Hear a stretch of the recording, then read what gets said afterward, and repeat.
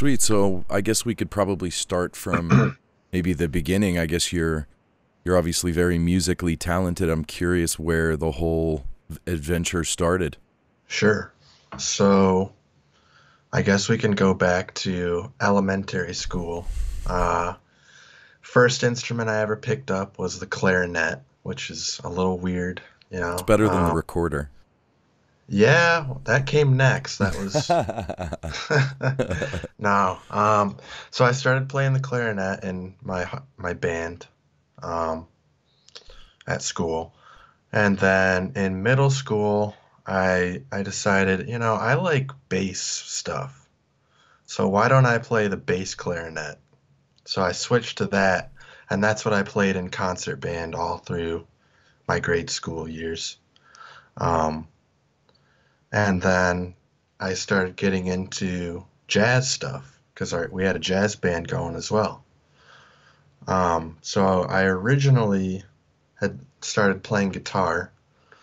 Um, Bass guitar, actually, obviously. well, no, Five string. I was playing regular like electric guitar Right. at first. I had like a German exchange student live with me for a year, and he played guitar, and I wanted to be like him, Nice. and that's what got me into playing guitar. And then I think the next year I decided I wanted to switch to bass guitar. So I think I was probably like 13 years old when I started playing bass I saw guitar. I saw you rocking a six string bass in one of your Yep, vids. Did you start with a four string and then upgrade to something that was more guitar and bass? right. Yeah, I started with a four. Right. I played four string electric. I also played upright bass all Ooh, through doom grade boom school. doom boom doom boom doom. Exactly. Nice. Yep, exactly. Yeah, so then basically fast forward through all that, I I went off to college. What'd you study, if For you the, don't mind me asking? yeah, I went for music recording technology. Cool. Um, What's so it's not. university? It's a community college, so it's a 2-year degree. Nice. Finger Lakes Community College. It's close to Rochester. That's kind of what started plugging me in up there as Into far that as scene. meeting. Right. Um, that was when I decided to get a six string bass. It really kind of helps bring together like chords and the melodic side of guitar and then you still have the low end of all the bass. So you can pretty much explore, all over with that thing. From what I saw, you can shred it pretty well, man. Thank you. I got to give a shout out to MTD Kingston Basses. Okay. They put me on as one of their They're a emerging manufacturer. artists. Yes, Cool. that is the bass I play is MTD Kingston KZ6. If anybody wants to check that out, it's a beautiful Absolutely. bass. Yeah, so I went through school for 2 years there, got my associates in music recording technology. Um, Played in a jazz group in Rochester all through the years. Um, then I kind of had a change of heart. I had I was planning on going to Berklee College of Music in Boston Right.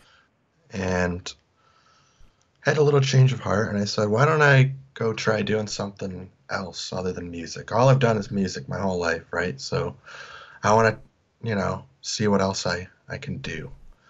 So I went to Multifaceted guy you were wanting to be. trying, yes. Like a Rambo knife. Yeah.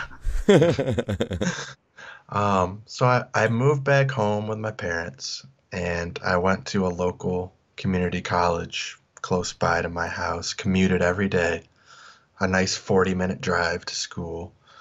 And I studied computer science. And I see where this is going. yep, I got done with that degree in a year and a half. And then I was doing some cool things with my BENTZ project, so I said, I can take a year and just write music and just chill out and have fun. And then obviously at the end of this year, I'll be going back to school to finish a bachelor's degree in software engineering. So, So that I guess that kind of makes sense because what I've noticed on the references is your SoundCloud page, and I noticed that you really gained a lot of traction just in these last couple of years. You have, some tunes that have some pretty solid plays, but there's these last couple of years, some of the tracks that you have up are, 5-6 times the plays. Like these last couple of let me take a peek at them there.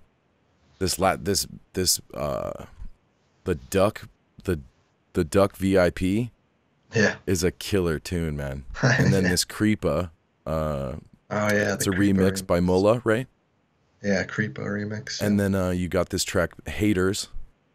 Yep. These three just have, twice the amount of plays as everything that's been up for a lot longer. So Yeah. what's the difference in what you were putting out earlier? You have some kind of not down tempo, but definitely not as aggressive, I guess you could say, your earlier stuff. Yeah, so I guess we could talk about my beginnings as like a producer Right. because I changed a lot through learning, I guess. Evolution, I like to call it. Yeah, Right. yeah. So, yeah, it was like my senior year of high school. I had a buddy that was really into like Daft Punk and, all that good stuff that everybody, Right. you're like, what the hell is that? That's awesome. I like that. It's weird and it's different and it's dancey. And he was showing me that stuff, and I think he was showing me like craft work even, like some Oof. weird, Old school. yeah, yeah. So we ended up actually putting together like a DJ set for the talent show. Just a bunch of different, I think we did like, yeah, it was like a mashup basically of like Daft Punk and like all the mainstream things you can think of, like Daft Punk, Skrillex, just all your big guys, Right. even like Tiesto. It was crazy Is weird, it but it was cool. documented? Can people see this? I don't have a video. Ouch. I think I have a recording of All the right. set somewhere. Whether or not I release that, I don't know if that will ever happen. Doesn't It's not really relevant to me anymore. Right. But so yeah, so that was kind of like my first ever DJ gig was at a freaking talent show. You People gotta loved begin. it. You gotta start somewhere, man. I think I think all of our peers really dug it. We got like third place, which was fine. Who got first and second? It was a local band got first, and then I think a singer got second. So like real musicians versus our fake EDM. Posers. Yeah, But you play, so that's all that counts. right. Did you get a medal Um, or like a trophy or something? where'd it go? I had like a little certificate. Oh, I nice. I used to have it in a frame and everything. I was so proud. That's cool though. So you Yeah. had the audience, all your classmates and whatnot, really dug what you did. Yeah, Cool. we kind of like blew up on Facebook after, and we were like going viral through the school a little bit, and it was exciting. Uh, but So you started switching, DJing essentially. sort of, yeah. It wasn't even really that because that was the only time I'd ever performed electronic music. Right. So at the same time, I picked up FL Studio, and I was like, all right, I think this is what people are using to do this stuff. Some people. And some people, now I don't use it anymore. I use Right. Ableton now.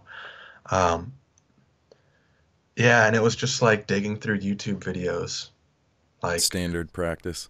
standard stuff that everybody, has probably seen. Like I watched a lot of like Mr. Bill's I tutorials. just interviewed him. Really? Oh, Yeah. he's a guru to me. Oh yeah. It was I definitely had some nerves talking to Yeah, he's Andy's beastly. very socially, I don't even want to say awkward because he's not awkward, but he just there's no BS to that guy. Like he's an interesting cat to talk to, definitely. Yeah. Yeah. So it was just like, trying And to figure Seamless, so stuff you're probably out. checking out Seamless too, I would imagine. Yeah, I mean, not as much because I never really I wasn't using like the plugins that he usually will uh go over when he makes a sound. So like it was bad because I would come I would come home from school and I would literally just write like three songs. But In like one the night. reason Yeah, but the reason I was doing that is because I didn't put any thought into like, any post process. It was just like write a quick thing, don't do any mixing or mastering, upload it on YouTube. Like I was just churning out like terrible trance songs. I don't know why I started with trance stuff, but trance was how I started producing. I started making really weird, like boring trance songs with just like presets. And there is a YouTube channel that is still up with all of my trance Can songs you plug on that it. real quick? Plug that real quick. I, it has been uncovered in a couple live streams by my friends, and Right. I hate them for that. Okay, then Um, don't plug it. I don't want to embarrass you more than it already has. I mean, I don't even know the actual URL. I would have to like Google search Right. a I'll find song. it. It'll be at the bottom. Yeah, I'm just that's joking. fine. No, if people want to see where I started, that's totally fine. Right. I'm not ashamed of that. Yeah, It's because where I you are mean, now, man, it's you've taken, leaps and bounds. So it's it's cool. like It's cool to something, see what you've been through. yeah. It's something that you can just look back on and like realize, wow, I think I actually got better. Yay, you know? When did you make Uh, that transition from Ableton or from FL to Ableton? I think it was probably after like a year. I just there wasn't really any particular reason other than, A oh, look at all sale? these. It was a sale, and it was like, look at all the people using Ableton. Why don't I try it now? Just like, trying to follow what's trending, I guess, Right. which I don't know if I totally agree with that mentality, but In the beginning stages, man, that's kind of what most people do, right? right, absolutely. Yeah, so yeah, I started with trance stuff, and then I started getting into like the big room when it was huge, like 2013, 2014 stuff. So I started making like 128 stuff, big roomy type things. And it was a slow progress for me. Then trap kind of entered my life. Uh, And my your friend, very hybrid version of it too. yeah, it didn't start out like that though. You were just doing standard 808 stuff and It was all like I started off with like festival trap remixes and stuff. right. And that honestly, like I did those and eventually I got good enough at it, I guess, that it was kind of like my first shot at like getting support from people like Lucas and Uzi ended up playing this Brick Squad anthem remix I did that was kind of like a festival sound. Right. That was like my first like, oh wow, people notice my music now kind of thing. You Um, got some recognition for it. yeah. Cool. How'd that feel? So, oh, it was awesome. Would you say that It's was kind of your seminal moment where you realized that you could kind of roll yeah. with the top dogs that are out there doing this? It wasn't even that. It was just more of like a motivational thing. Like, okay, somebody that I've looked up to thinks that I'm good at what I do. Like, I gotta keep going. I gotta try and make more and make my own sound and uh, just get better. So I did.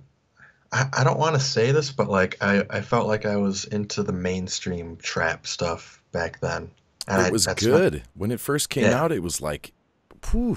I mean, I I I was absolutely in love with it and still am to some degree. yeah, It's getting a little played same. out, but I Yeah. love it. Still do. Yeah, my friend Mike that I met at school, he showed me like Trap and Bass's YouTube and like all those YouTube channels, man. That used to be the way to find music. Right. That's all I did was look on YouTube. What Trap was and your Bass was, process when you were hearing these incredible tunes? Were you finding yourself reverse engineering them? Were you um, how were you creating music that was able to compete with it? yeah, I think something that, and I still like to do this. So I'll pull like say 5 songs that I like, um, and I'll get a piece of paper and I'll listen to it and I'll write down. why do I like this? What stands out in this song to me? It could be like a rhythmic idea. I don't ever try and like, you know, copy melodic ideas because that's or Copying write down. Yeah, because and that it illegal is. sometimes. Yeah. So I don't ever try and focus on like melodic things, but like maybe a drum pattern or, you know, a certain type of sound or whatever, a percussion hit. What stands out to me? And I'll come up with this list of all sorts of different things, right, that I could throw into a song. And I've Where done did you that a get this couple idea? times. It was just like I struggle a lot with writer's block, and Right. I think everyone does as Yeah, a totally. writer. Yeah, yeah, yeah. And um, so I was just searching for ways to like kind of take inspiration from other people, but not Blatantly. take other people's stuff, you know. I just want to find what inspires me in their music and then kind of recycle that through my own ideas, not taking their idea and putting it into my song. It's just like trying to translate through me why it sticks out and then What putting is it? that Good. down. It's good artists copy and great artists steal. Something like that. Yeah, Yeah. Picasso or something, whatever. Yeah, one of those guys. So is that your Uh, process for all your tunes or? no, it's just when I hit a block, I feel like that's a good way for me to get out of it. I guess I can go on a side note from Go. this. So this is I don't think a lot of people know about this, but I've told a couple people. We're going to Um, tell quite a few right now. right. So this past summer, I had written a tune called Bounce House, which you've probably seen on Yeah, SoundCloud. looking right at it. Yeah. Um, so that was at a time when I was dead in the water. I had no ideas. I couldn't make anything, right? Um, one of my buddies told me, you know, why don't you do like a drum recreation of a cool song that you like? Just like, you know, copy out the drum patterns with your own sounds and maybe make a song around that as like a template. So this is where it gets interesting. Um, so I found this Bass Nectar and Louis Vuitton collab. It was like on one of his recent albums, I think. It's called like Sideways or something. And I decided I wanted to do stuff with the drums from that. Um, and that was how Bounce House was born. If you actually compare, if you pulled out both the songs and Hmm. listened to like the drum patterns, you would hear a lot of similarity. Right. But you would never Um, know that otherwise. right. I mean, some people have asked me about it. I'm like, yeah, I actually was inspired by that song Sideways. And the reason why people have been asking me that is because Bass Nectar actually ended up supporting my tune like all summer. Nice. Just I don't know how he got it or whatever, He but was like, something about this song I really like. I yeah, can't put my finger on it, but I yeah. really So like it. I thought it was really interesting because Bass Nectar is a guy too that I think, you know, he loves pulling ideas from other people and kind of immersing them into his own realm because he does have his own thing going for him. Like Yeah. everybody knows that. Right. Um, I think that's what made that song really special for me. Is like I pulled inspiration from his music, and then he ended up supporting the song. Just I had no idea until somebody commented on it, like, "Oh man, Bass Nectar played this at Electric Forest," How did and I that was like, feel? I was like, no, he didn't. Like, I don't believe you. and I found like a full stream on YouTube, and I was just skimming through it, and I was like, wait. I was like, oh my God, he's playing my song, and he did. He played No it like way. he played it like all through the summer almost. And I guess the worst part about the whole thing was I was supposed to go to Electric Forest, and I sold my ticket. so I It missed it. can't all be, rainbows and Yeah, candy. I, That's I, cool, man. yeah, I caught him at Moonrise Festival towards the end of the summer, and he didn't play it, so that Right. kind of sucked. Ouch. He knew you were Uh, there. He was like, "You he missed the did. first show. You're bad." Yeah, but I did. I've seen him at Red Rocks in Colorado, and his shows still to this day are one of the some of the best shows you could ever see at that place, in my opinion. He's His visual aspect is something that I think everybody can look up to, especially just he seeing really his energy, just him doing his thing. It's like he's in the zone. That's his element right there. I mean, right. with the hair, it's just oof. Yeah, He's definitely has the energy, man. yeah. Um, so yeah, that was kind of my summer was like, I had him supporting that tune at like a ton of his shows, which was awesome. And it hasn't I can't say I've been like making a ton of music. Like I've got maybe three or four unreleased songs right now that I'm just trying to find homes for. Maybe you But could, provide a tutorial series for us. yeah, I would love to. It's definitely something I we'll hopefully negotiate off camera. yes, Right on. I'm down with that. Um, yeah, but I guess going back to like my transition to where I am now, it was just like, you go to a lot of festivals and you hear a lot of the same music at each set. And Because it it's kind of just a got, USB drive and well, it CDJs. just, yeah, but it's like it got in my head like I don't want to play music that everybody knows anymore. Like I was having really good success, playing like festival sets and people people really do love that and I don't have anything against that. But as a musician personally, I just felt myself going in a direction like this isn't how I want to make my mark as in EDM. Like I want to sound different and I want to be different. And yeah, it's kind of more of a niche audience for some of the stuff. Right. But At least I in the had festival scene. yeah, but I just had to get myself past that. Like I'm not doing this to play to a huge crowd or to appeal to the masses. Like I want to make music that I like and I know other people will like it.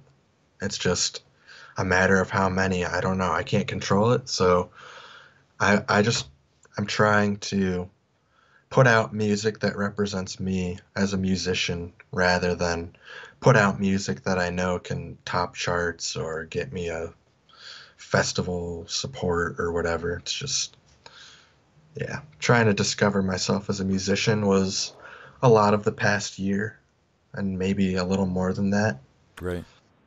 Um, So I think do you feel like you're coming into your own? Because I don't know. I know typically artists will have, whether it's a label or particular tracks that get signed, that you're not even allowed to release the music on your own SoundCloud. That it'll have to be clickbait on whatever label's SoundCloud page yeah, or YouTube page. So the only reference I have for the music that you have, just right now is obviously your SoundCloud page. Your most recent music, would you say is in this niche vein that you're shooting for, or yeah, like as far as my unreleased stuff goes and like I guess what I put out in the past year, that is that's more pretty you? much yeah, that's pretty much where I'm gonna define my sound at. Uh, if you look, you'll see a song. It's kind of an older tune. It's called One Day, and that was my first release with Daruma, who's Right. they're an awesome collective that puts on a lot of this music that I'm really starting to get into. Would you have to search that? Because I definitely don't see it on Yo SoundCloud page. It might be in the originals playlist on there. Aha. If not, I'll check it out after the fact, but describe it to me. And this is right. So that was like my transition song, like my sound. That's when it started to change. It's got more of like, the swung out rhythms to it. It's got kind of a jazzy chord section. It also has like a little bit of a future bass chordal thing going on.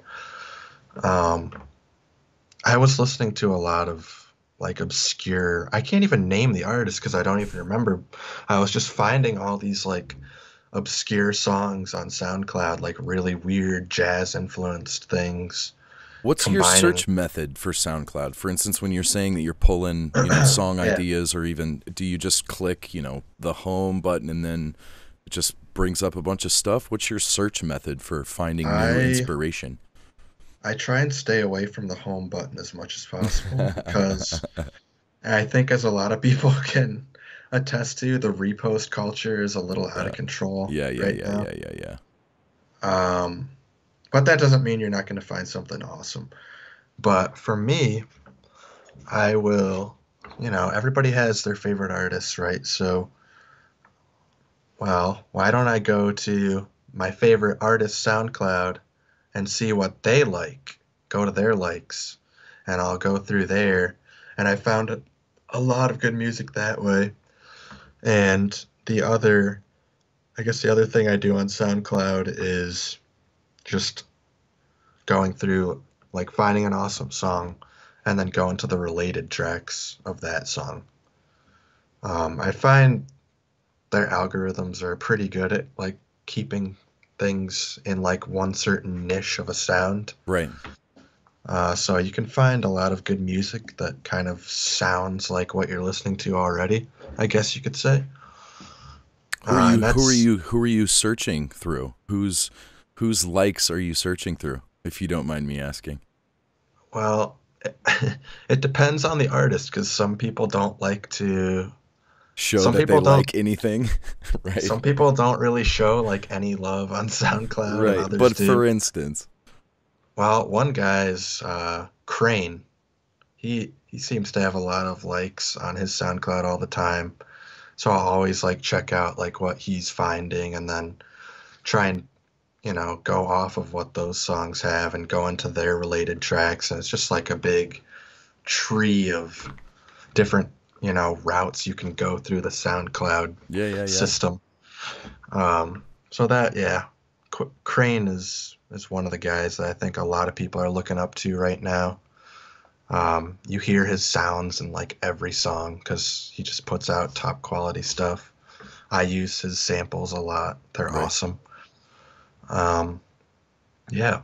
So that's, I guess, one example of how I find music.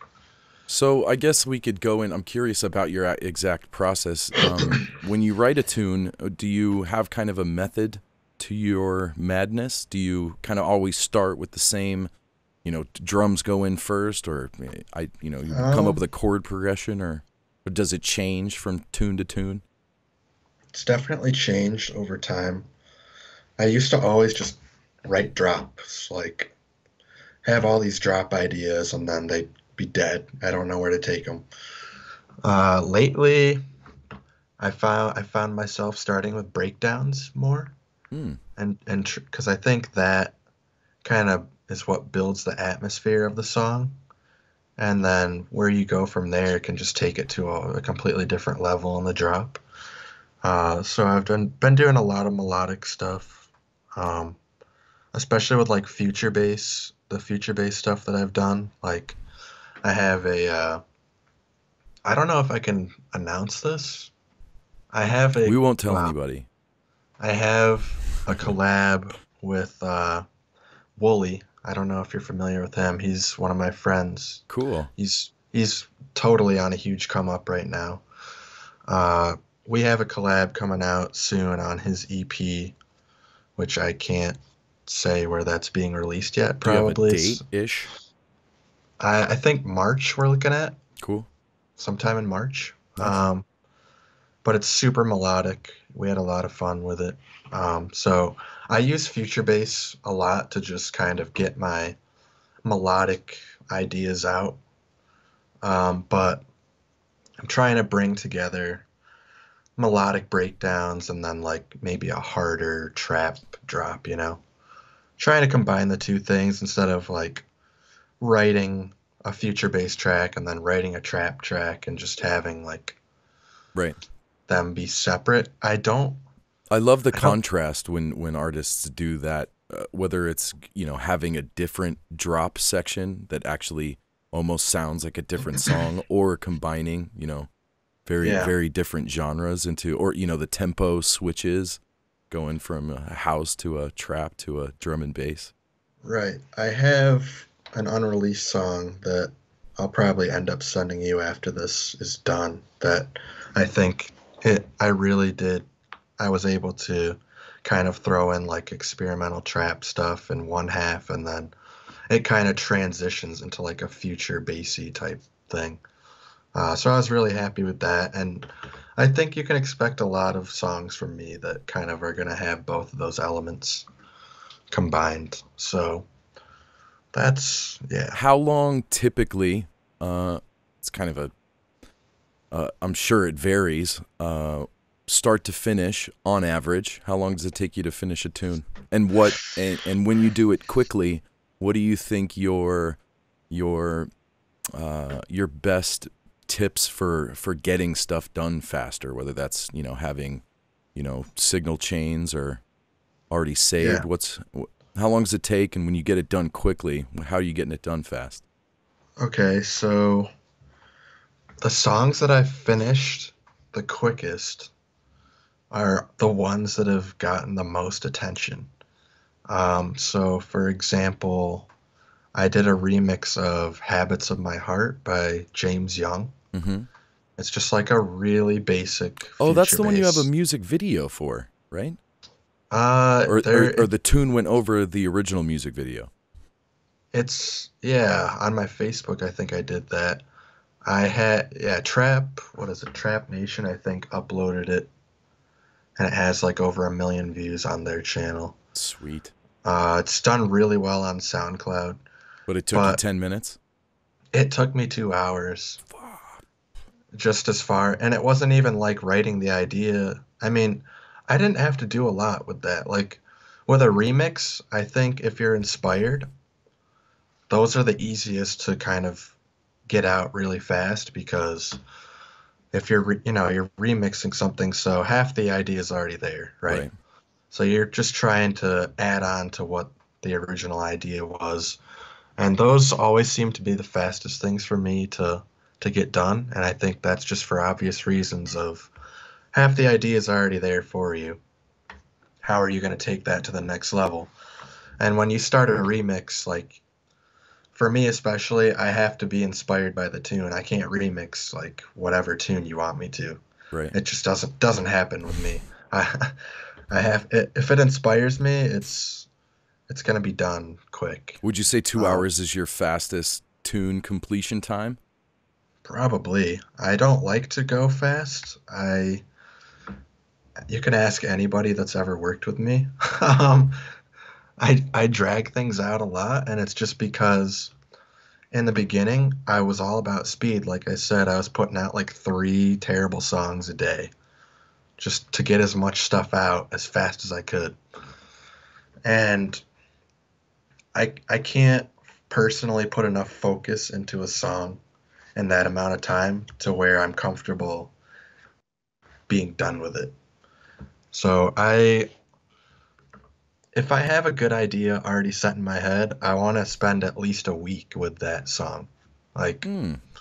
even if the idea is done early, the mix down I have to be able to critique it over a period of time Do you do your own because, mastering?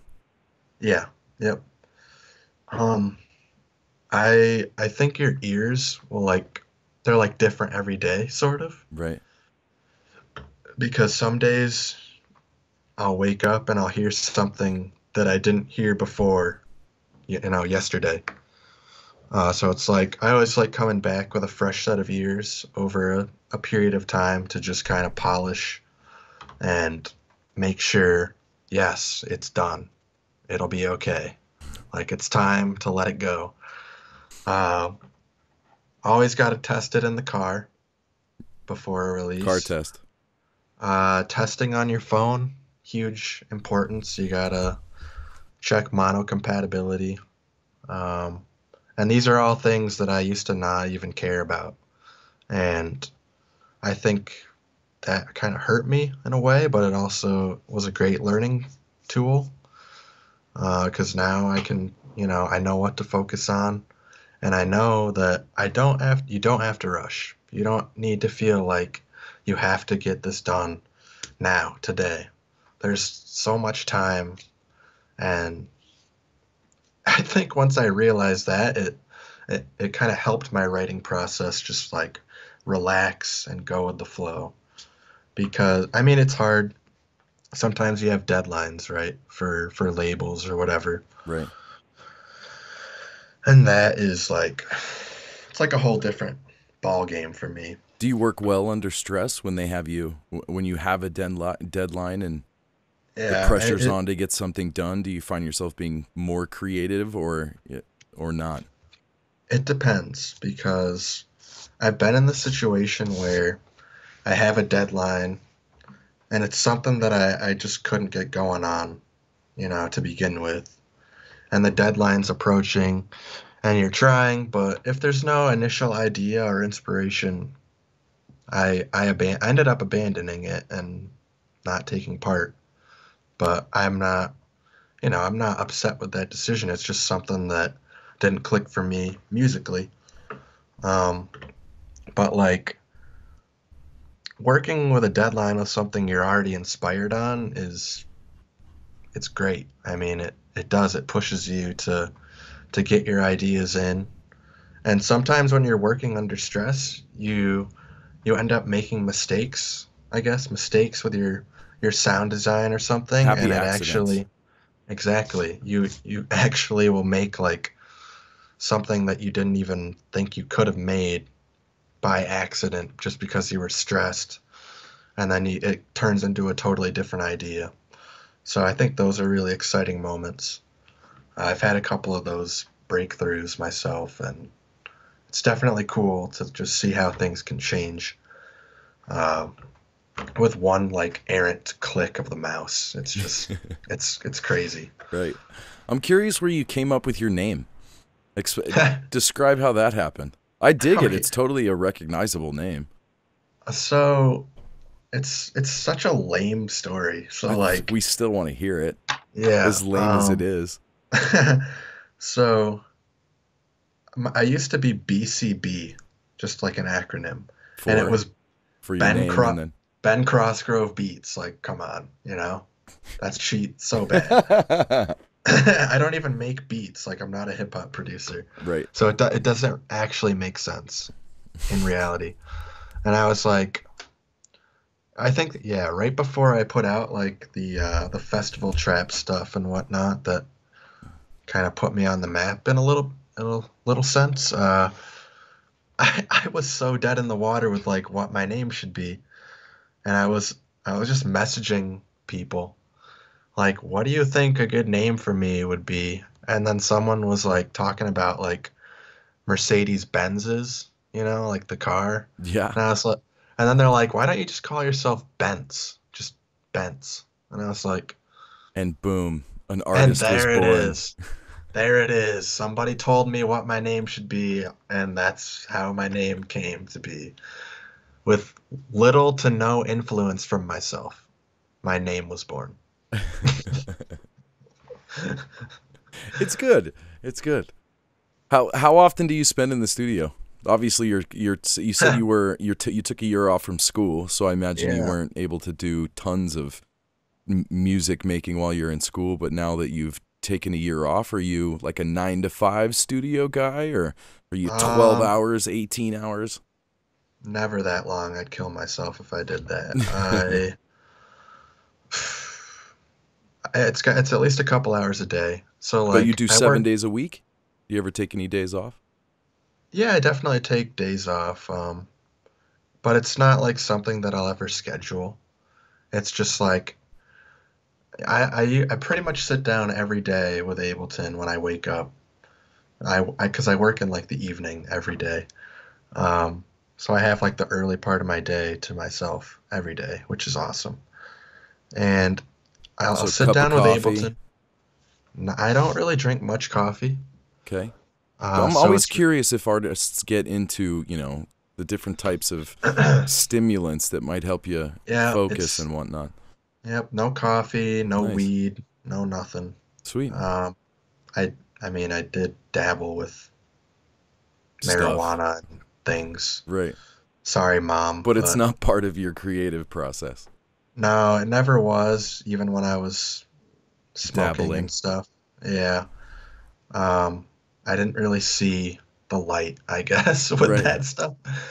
Um, Is that the first thing you do when you wake up? This is another thing that I want to understand. Do you do like a, you know, a 20, 30-minute news and Facebook and chorus oh, email check, or do you dive right into the tunes? there's no news, it's all memes.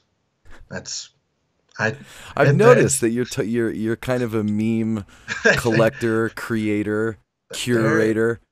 yeah, I need at least 30 minutes laying in my bed looking at memes before Cool. I can start my day. It's so bad, but it's so good. Um, yeah. So there's that. I go on all my social media way too much because I'm addicted. Like Don't we all? It's a little dopamine. it's It's a little dopamine hits.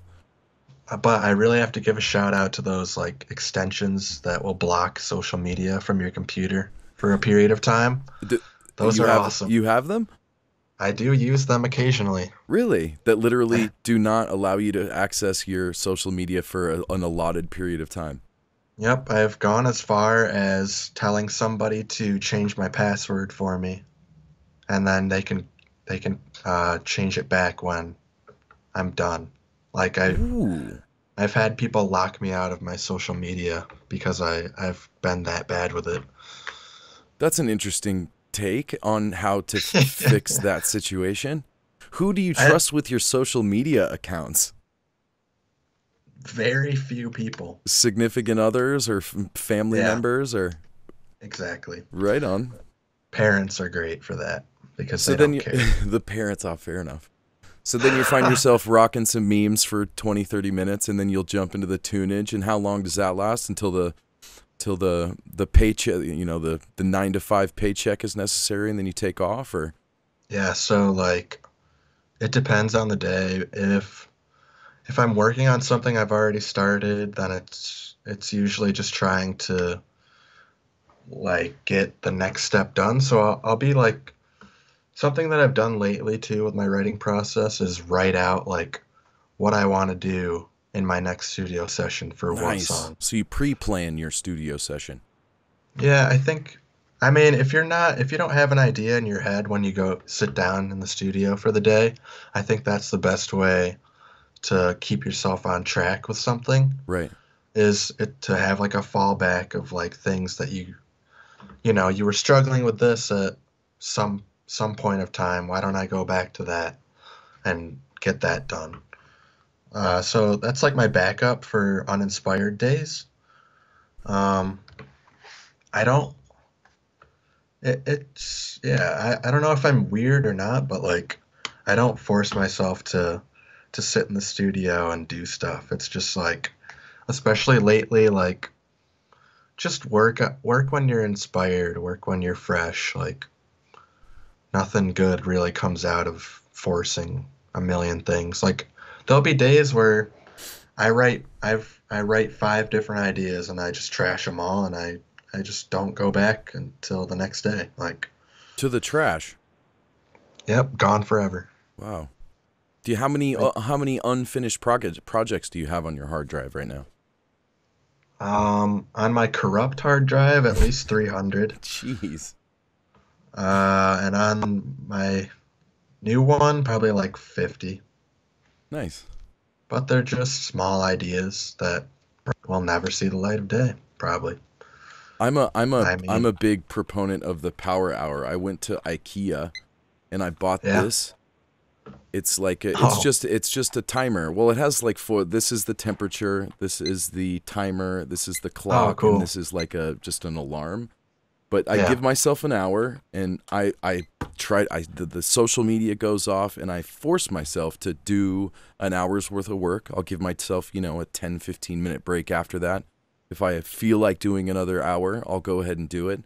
I've gotten, maybe 4 in one day before, but the idea of just committing to the, I think I read a book called Deep Work by some guy, and it said that there was going to be a new type of currency, or a desirable, something that an employee or someone working in, being an artist or a writer or a painter, that all these new ways to be distracted were going to corrupt a lot of the good work that people can accomplish, simply because it's, oh, I got an email, and then what you were currently Yeah, focused on, you're then not focused. You go check the new like that you just got or whatever. But the idea of focusing, and the longer you stay in that focused mode, the deeper you go into your process, your creativity. It was an interesting aspect. I don't know if all of it was true. Some of it was probably some blah, blah, blah. But I've found for yeah, myself that committing to a solid chunk of time where I'm undistracted by anything else has been really beneficial to me. right. Yeah, it's important. I mean, you're so right. Like every little thing is a distraction. Like a comment, anything. Right. It's ridiculous, honestly. It's just turn the internet off. Just those little, Yeah, the Wi-Fi signal at the top, because you have a Mac, right? Those yep, little wave things. When I can turn that thing off and it's off, it's off. yep. We're right It on. has to be. So I'm curious about the plugins and things you use. What's your synth of choice? Surprise, serum. Nice. Well, Every it's a beast, man. it is. It really opened up like sound design for me.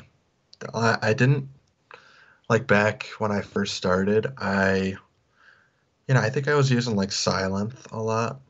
Um, sometimes massive, but the UIs on them just don't compare to what Serum has done for I think a lot of people as far as visualizing your sounds. Right. Um, yeah, it really did open up like a whole new world to me of like, wow, so that is how I can do that. Like now I get it, you know?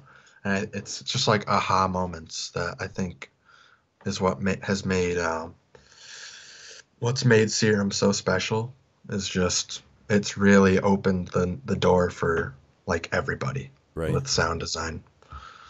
Um, The bases that you create, are you doing, what's your process for? So yeah, I imagine that you sketch an idea via some MIDI notes, and then where do you go from there? You already yeah, have a bunch of presets that you've already created that you tweak to.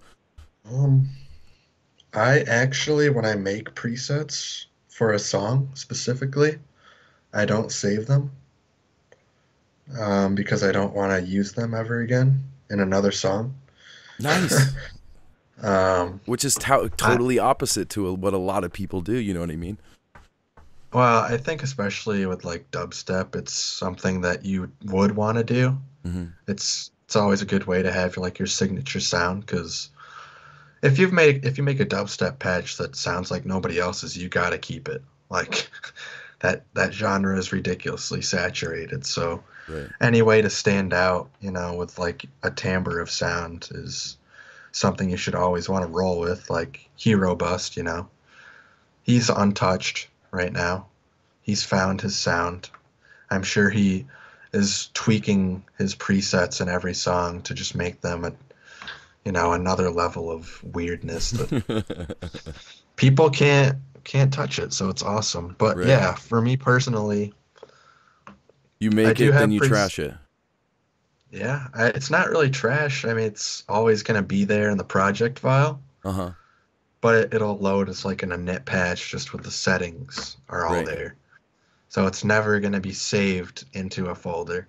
Do you bounce Maybe your if bass to audio I've started doing that a lot more lately. Like with for my chopping and fading and reversing and what whenever I do like 808s now, whether it be a sample based or a synth based 808, I always render that to audio and I don't like to rely on my sidechain compression as like being the sole, Duck. source of duck from the kick. So I will actually use fades on every single note. That's anal, Yeah, man. That's pretty anal. yeah. Fair You can enough. I mean, ask. that's a You can lot of ask work, man. like I was over. I finally got to meet my buddy G Rex. He's from Detroit, and we sat down and wrote a tune together, which should be wrapping up very soon. Um, and I made him go through and do the fades with me on all the 808 stuff, and he was just like, "This is ridiculous, man." What about Like, an LFO yeah, tool? I do use LFO tool, but You're just like, I'm it's just not the same. I'm so addicted to fades. It's I bet you're like really quick at it now. Click, click, click, click, click. it's yeah, as long as yeah, it's bad. It really is. It's How so do you bad, deal but with, uh, you know, whether it's sitting in the same chair for hours and hours on end, whether it's clickety click click click, because this is a personal problem of mine. I'm in pain sometimes. Like I've literally taught myself how to use my left hand to manipulate the mouse and whatnot because my right hand, I'm like arthritic at certain points. And then whether it's the back problem, how do you deal with, or maybe you haven't even dealt with it yet, because you're a um lot younger than me. Maybe you just haven't even dealt with the pains of getting old. But do you deal with, having to try yeah. and ergonomically purchase mouses or studio chairs? So I don't use a mouse. Um, What? I am a Mac trackpad addict. I So love one of these trackpads. guys. I have one of those, but I don't use it. I literally just use the laptop. It's so natural to me now. That's all I use. I've never had any like pains from computing in my wrists or anything, and I would probably attribute that to playing bass as kind of building a foundation for Right, my wrists. right. You just I'm got not like a beefy super, wrists. yeah, I'm Nice. not like a super muscular guy or anything. It's Except for just your wrists and hands. it's just yeah, which that that could be twisted into something a little bit weird. Right. but, but I can assure you that it is all strictly from bass playing. Music. Yeah, Right. I can assure you. Yeah, so I've never really had a problem with like pain from producing. Well, Uh, as lucky far you, as man. my as far as my studio chair, I stole it from my dad. He used to use this chair when he worked from home. And then after he stopped working at home, I stole it and put it in my room and gave him my old terrible one. So it's got a nice comfy back to it. I'm always like reclined back when I produce. It's either one to two things. It's You like if low I'm riding. relaxed, I try and low ride, or you'll catch me like hunched over, like completely like 6 inches away from the computer, just like Right. yeah, I don't have the best posture in the world, so I'm like naturally just like, yes, I'm in here. But yeah, So I'm curious where you see yourself in the next, where's BENTZ in 5 years? where's Benson 5 years? Um, well, it's gonna go like this. I'm gonna keep making music. I'm gonna keep putting out music. I don't think that I'll be devoting my whole life to the project. I'm just gonna kind of be doing it and see where it goes on its own. That's, I don't know. I can't promise how much music I'll ever put out, but I mean, I have a bunch of stuff ready to go. I just got to find homes for it. Um, I'm definitely going to be focused on school for the next 3 years. It's going to be pretty intense. Um, so, What do you find yourself doing with this new education? You're going to graduate and it's computer tech, right? yeah, it's software engineering, so it's all like coding and Are you going to stuff make like that. plugins, or are you going to make video games, or I've thought about yes? I've thought about going into the plugin thing. and that's probably something I will be looking at, but it'll Who probably knows? just I'll probably just end up working for some company and they'll tell me whatever to do, you know. Right. But the plugin design thing has always been like a small like maybe I should try and see how that works thing, but It's I don't huge. know. The industry's Yeah, massive. it would be really cool to find like a good internship with something like that while I'm in school. Um, I mean, music's never gonna go away from me, so Right. You're always going to be a musician. It might not yeah, necessarily always pay the bills, but you're going to be committed to it for exactly. sure.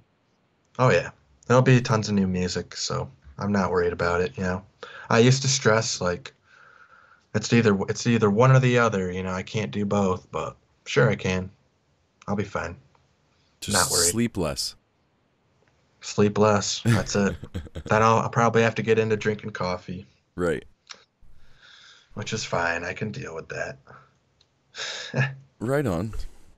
So I guess I'm curious. You have your brand pretty set up. With the BENTZ project, do you find yourself creating any other collaborative projects that have different names or? I have been wanting to start another project so I've done some like housey stuff with my Hmm. buddy Eli Flynn. Hmm. We did, we've done two tunes so far. Um, it doesn't really fit who I am as BENTZ. You know, you'll never hear me play that stuff in a set. Hmm. So I felt kind of weird releasing it as BENTZ.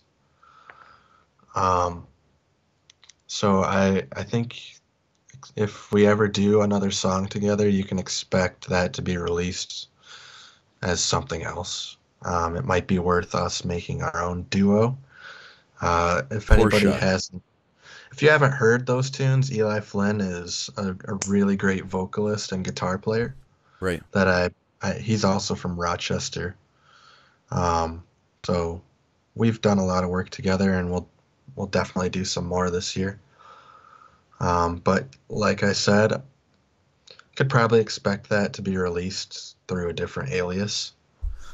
What Yeah, I that mean, is yeah, going to be, you're gonna rack your brain on what to come up with for them. Like yeah, maybe I'll another probably, German vehicle name yeah, or a I spin might on just it. end up It might just have to end up being a self-titled like Ben Crossgrove project, just Yeah, because I'm just because I'm so uncreative with names. Like, you're creative in other aspects, or have somebody else come up with it, because that sounds like what what? happened before, and you just went, yeah. Yeah, yeah, you're pretty much right.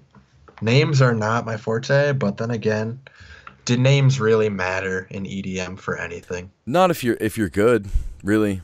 I If mean, the brand is what's a flume? What's a Skrillex? I mean, I guarantee exactly those guys would be just as famous and or popular if regardless they of were their named, names. I mean, even if they absolutely. were, yeah, even if they were named Bents, they'd probably still be popular. All right. Well, it's been an absolute pleasure. I don't want to keep you. I know you got a lot of, whether it's more tunes to turn out or, you know, you probably have a 9 to 5 sooner or later I here. got, yeah, I have work in 2 hours. What do you do if you don't mind me asking? I work for a trucking company, so all I'm doing is basically loading and unloading tractor trailers. Yeah, you got So to make it happen, man. I I know it's actually, ridiculously difficult to make a solid living in this game, and people might even think, given your traction on SoundCloud, that you're a made man. But a lot, most of the people I speak to are having to do what they have to do on top yeah, of making a bunch of music. So I remember I read a post that Ghastly made talking about how he was a forklift operator too. So, nice. you know, There's good money in that stuff. it's I mean, fun. I love it. I love it. I you kind of wouldn't want to have to make pay me like to forklift. I want to make like a GoPro video of like forklift tricks. Nice. I'll become famous through that instead. Have you ever come across any forklift memes? Have you Uh, ever heard the Mitch Hedberg joke? no.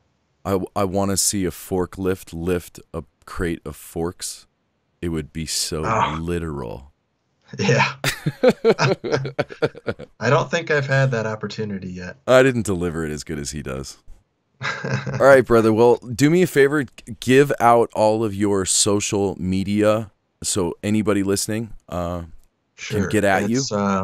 It's pretty much anything slash BENTZ music. So like SoundCloud.com slash BENTZ music, Facebook slash BENTZ music, Instagram, Twitter, same thing. Oh, and this All guy's got merch. He's got some merch that Yeah, I gotta get on that. I gotta start producing some yeah, more. man. I saw the website and since I'm plugging it, I want a BENTZ shirt.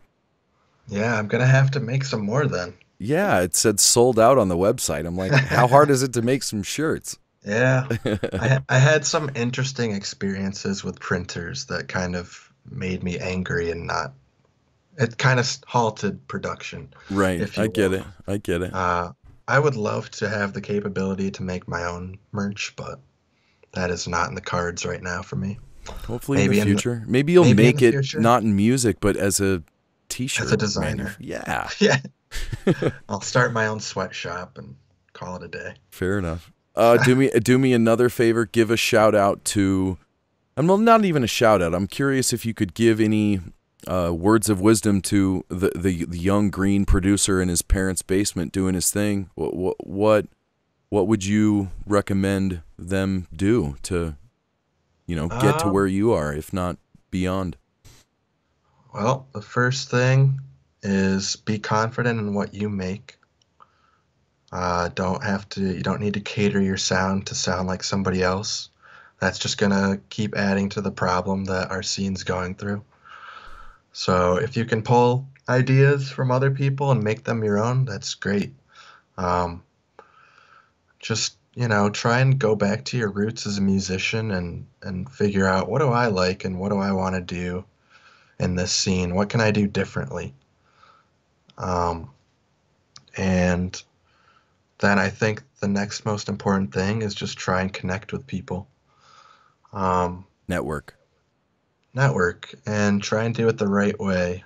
As far as if somebody doesn't answer you right away, let it go. I promise you. You don't need to message over and over and over and over to get a response. Sometimes people are busy. Like, so sometimes I've sent out promo emails, right? And I won't get a response and I can you can see your stats on SoundCloud and I see they haven't played it. So maybe try 2 weeks later, I'll send it again. And then I've had people download and love the tune then, but it's probably just because, people's emails are swamped. So if you don't get a response the first time, give it some time to air out, you know, and then just try again and just be polite about it. People are busy, people have their own agendas. Um, I think, yeah, it's definitely an awesome thing now that I think you can meet a lot of big artists on Facebook just through simple interactions. You don't need to go crazy with it. Right. Just kind of, I think a lot of people are open to just accepting pretty much any friend request they get now. That doesn't mean you should like instantly message away, check out my music, do this, like my page, blah, blah, blah. Just like have some basic interactions with people like on their posts and whatnot. And I think that's just a way to like, it puts your name in view a little bit. Right. Because And they'll they're recognize it after a while, hopefully. yeah. And eventually there'll come a point where, after a while they might post something that relates to you and you can spark up a conversation with them about that as opposed to just directly coming in like, "Hey, I'm a producer. Here's my music." Surprise. Like if Right. you can, yeah, if you can spark up conversations with people about something other than themselves or yourself, it definitely is a lot more attractive to building like a friendship through that than I guess something that might be viewed as a thirsty sort of request. What can I It's get hard. out of you? What can I get out of you? Right. Right. You never want to make it look like that. Even if deep down your motives are secretly. You got to disguise those motives with compliments. Exactly. Right on. But Well, I totally appreciate your sitting down with us. absolutely. Please, anybody and everybody listening, go check out his music, downloads. Hopefully he'll get some merchandise up and you can get a cool BENTZ t-shirt. Yeah. And again, this is Bass Gorilla. Check his stuff out. Links will be down below. And again, thank you, brother. I appreciate it. All right. Thank you for having me.